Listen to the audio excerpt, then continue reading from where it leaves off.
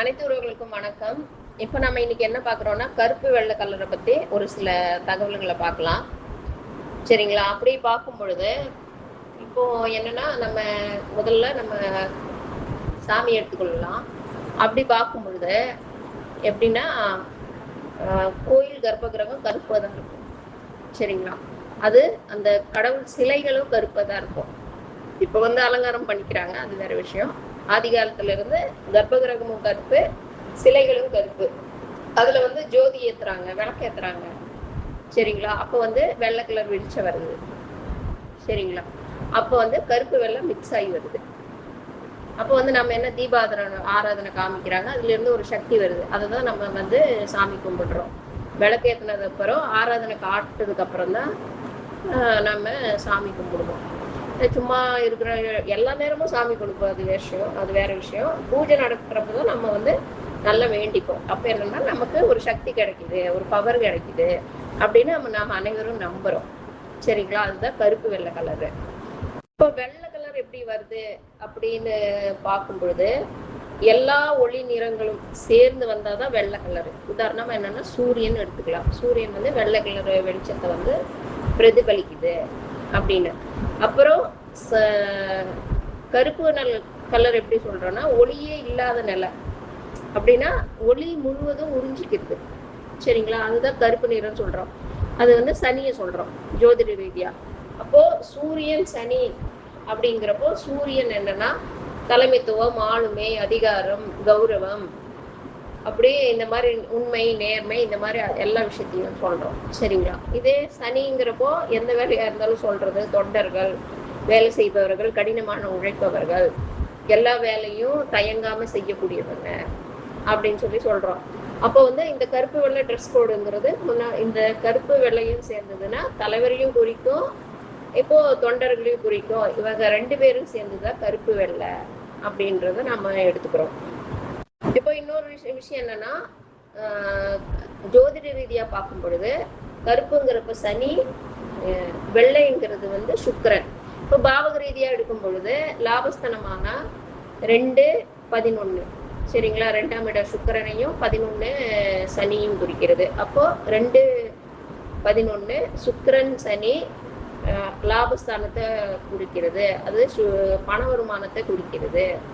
அதனால ஜோதிடர்கள் என்ன பரிந்துரை செய்வாங்கன்னா, இப்போ அந்த கருப்பு வெள்ளை ட்ரெஸ் போடுங்க, கருப்பு வெள்ளை பெயிண்ட் யூஸ் பண்ணுங்க, அப்புறம் முன்னாடி வாசல்ல இருந்து கேட்டுக்கு கருப்பு வெள்ளை போட்டுக்கோங்க, இப்படி எல்லாம் நம்ம சொல்லுவோம். ஒரு சில நேரத்துல குருவும் நம்ம பணம், ஆடம்பர வாழ்க்கை தான் குறிக்கும். அதனால நம்ம என்ன பண்ணுவோம்னா அந்த கருப்பும் அந்த கோல்டன் கலரு மிக்ஸ் பண்ணி போடுங்க அப்படியெல்லாம் நம்ம சொல்லுவோம்.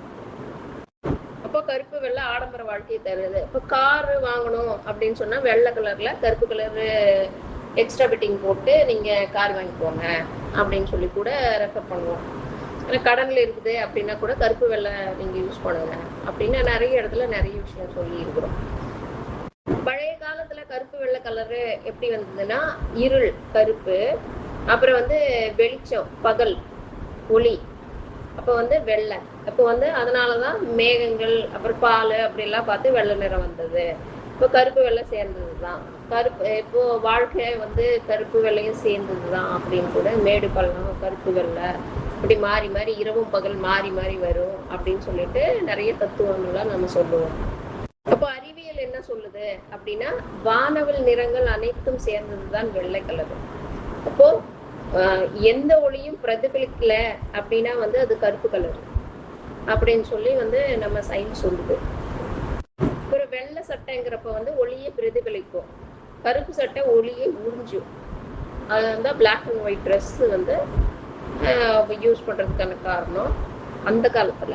இப்போ அந்த காலத்துல கோயில் எல்லாம் சிலைகள் எல்லாம் கருப்பா தான் இருக்கும். மலைவாழ் மக்கள் எல்லாம் என்ன பண்ணுவாங்கன்னா அவங்க கோயிலுனாலேயே எல்லாம் ஒயிட் கலர் ட்ரெஸ் தான் போடுவாங்க. சரிங்களா? அப்புறம் இன்னொரு விஷயம் என்னன்னா குழந்தை பிறந்தவொடனே நம்ம என்ன பண்ணுவோம், கருப்பு நிற திருஷ்டி குத்து பண்ணுவோம். என்னன்னா இந்த திருஷ்டி எடுக்கணும் அப்படின்னுவாங்க. இப்ப எல்லாம் கயிறு கட்டுறாங்க, அது ஆரஞ்சு கலரு, ரெட் கலரு, அப்புறம் கிரீன் கலர் அந்த மாதிரிலாம் யூஸ் பண்றாங்க. அந்த காலத்துல எல்லாம் என்ன யூஸ் பண்ணாங்கன்னா கோயில்ல கருப்பு கலர் கயிறு தான் தருவாங்க. சரிங்களா? அது கழுத்துல கட்டிப்பாங்க, கையில கட்டிப்பாங்க, அப்புறம் அருணா கயிறு கட்டிப்பாங்க கருப்பு கலர்ல. குழந்தை பிறந்த உடனே அருணா கயிறு வந்து கருப்பு கலர்ல தான் கட்டுவாங்க. சரிங்களா? அப்போ அந்த மாதிரி கருப்பு கலர் கயிறு தான் வந்து நிறைய விஷயத்துக்கு வந்து யூஸ் பண்ணிக்கிறாங்க. திருஷ்டி எடுக்கிறதுக்கு. சனிக்கிழமையில வந்து கருப்பு கலர் ட்ரெஸ் போட சொல்றாங்க. சனீஸ்வரனுக்கு உகந்த ட்ரெஸ் அப்படின்னு சொல்லிட்டு கருப்பு கலர்லயும் நிறைய பிளஸ் பாயிண்ட் இருக்கு. இப்போ நீதிபதிகள், வழக்கறிஞர்கள் ஏன் கருப்பு வெள்ளை ஆடையை அணிஞ்சாங்க அப்படின்னு பாக்குறப்போ 17ஆம் நூற்றாண்டுல வந்து இங்கிலாந்துல நீதிபதிங்க கருப்பு வெள்ளை ஆடை அணிய ஆரம்பிச்சாங்க. அதன் பிறகு வந்து எல்லா நாட்டிலையும் இந்தியா உட்பட அந்த கலர் வந்து அப்படியே பயன்படுத்தப்பட்டது. அதற்கு என்ன மீனிங்னா, கருப்புனா அதிகாரம், கட்டுப்பாடு, வெள்ளைன்னா உண்மை, தூய்மை, நீதி. இப்ப வந்து இந்த விஷயத்த வந்து நிலைநாட்டணும் அப்படின்றதுக்காக கருப்பு வெள்ளை கலர் உபயோகப்படுத்தாங்க. அப்புறம் வழக்கறிஞர்கள், நீதிபதிகள் இந்த கருப்பு வெள்ளை உபயோகிப்பதற்கான காரணங்கள் என்ன அப்படின்னு சொல்றப்போ, கருப்பு நிறம் அப்படின்றப்போ ஒழுக்கம், கட்டுப்பாடு, அதிகாரம் அப்படின்ற விஷயத்த குறிக்குது. என்னன்னா நீதிமன்றத்துல இந்த விஷயங்கள் எல்லாம் மரியாதை எல்லாமே தேவைப்படுது அப்படின்றதுக்காக அந்த விஷயம், அந்த கலர் யூஸ் பண்ணுது. அதே வெள்ளைக்கரங்கிறப்போ உண்மை, நேர்மை, தூய்மை, இந்த விஷயம் வேணும், கட்டுப்பாடு வேணும் அப்படின்ற விஷயத்த உணர்த்ததுக்கு தான் இந்த கலர்கள் வந்து உபயோகப்படுத்தப்பட்டது. இப்போ நம்ம தமிழ்நாட்டுல பழைய காலத்துல ஏன் கருப்பு கலர் வேண்டான்னு சொல்லியிருக்கிறாங்க அப்படிங்கிற காரணத்தை பார்க்கும் பொழுது, நம்ம தமிழ்நாட்டுல வந்து வெயில் அதிகமா இருக்கும், வெப்ப பூமி. அதனால கருப்பு கலர் ட்ரெஸ் போட்டோம்னா அந்த வெயிலை இழுக்கும். அதனால சம்மர்லயே என்ன பண்ணுவாங்க, லைட் கலர் ட்ரெஸ் போடுங்க, டார்க் கலர் ட்ரெஸ் போடாதீங்க அப்படின்னு நிறைய பேர் வந்து சொல்லுவாங்க. அதுக்கு காரணம் என்னன்னா, தமிழ்நாட்டுல வெயில் அதிகம், வெயில் வந்து இழுத்துக்கும், அதனால உடம்பு சூடு அதிகமாகும், ஏதாவது உடம்பு சரியில்லாம போயிடும் அப்படின்ற காரணத்துக்காக தான் கருப்பு கலரை வந்து அவாய்ட் பண்ணாங்க. இப்போ நம்ம கருப்பு வெள்ளை என்ன குறிக்கிறது அப்படின்னா வந்து, கருப்பும் வெள்ளையும் சேர்ந்தனா சாம்பல் நிறம் வருது. சாம்பல் நிறம் தான் சந்திரனை குறிக்கும். சரிங்களா?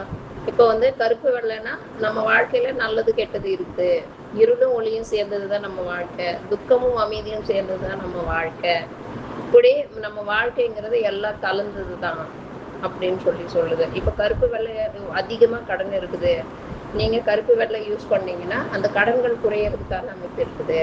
ஏன்னா வெள்ளை சுக்கிரன், கருப்பு சனி, சுக்கிரன் சனி சேர்ந்ததுதான் பணம், வருமானம். சரிங்களா?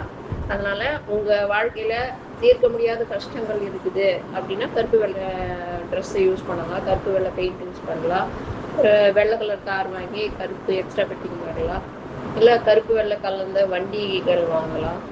கருப்பு வெள்ளை வண்டிகள் இல்லை அப்படின்னாலும் வந்து நீங்கள் ஏதாவது வெள்ளை கலர் வாங்கிட்டு கருப்பு கலர் எக்ஸ்ட்ரா ஃபிட்டிங்லாம் ஏதாவது பண்ணலாம்.